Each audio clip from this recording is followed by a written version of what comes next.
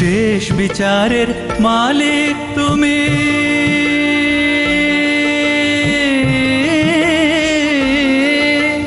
শেষ বিচারের মালিক তুমি, করবে বিচার কাকে হায়? সে তো তোমার সৃষ্টি প্রভু, কেমন করে দোজখ যায়, কেমন করে দোজখ যায়।